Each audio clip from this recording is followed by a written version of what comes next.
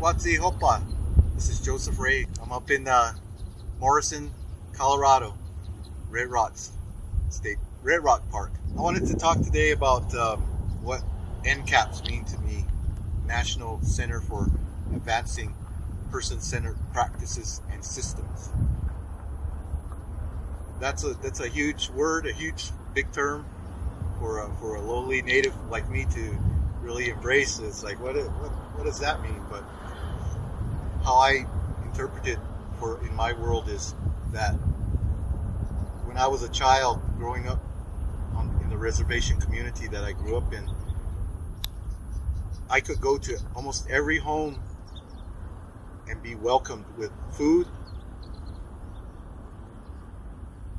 discipline, or a combination of both. And that's how it was in our community of about 100 households. Each of us had a interest in the life that we were leading, and if we were okay and if we were happy as children. We as people need to come back together and remember these principles of what person-centered practices are. It's me and you as human beings relating, remembering the golden rule to treat each other as with respect. Back at home in the Pueblo of Laguna, where I'm from, 50 miles west of Albuquerque, we try and practice these words to love one another, to respect one another, to take care of one another, and it's difficult at times.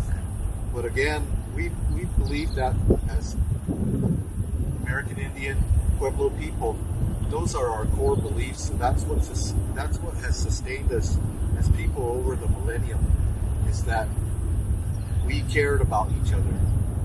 We helped each other. We helped each other in our fields, in our farms, and in our building homes, caring for our elders. Caring for our elders is something dear to me because, again, I've been doing it all my life. For my grandmother, when I was a teenage boy, I had to be the caregiver for my grandmother, and she would feel so bad about it. She would be embarrassed that I would have to assist her in the bathroom. And she would be so embarrassed and cry. And I didn't accept that. I also was upset. I wanted to be out with my friends, with buddies, having a good time. But I cherish those moments now. Providing care to my grandmother. Many years later, my grandfather, we were able to care for him at his own home. He passed away at home, but many others don't have that opportunity. And many of our elders end up in nursing homes away from their tribal community.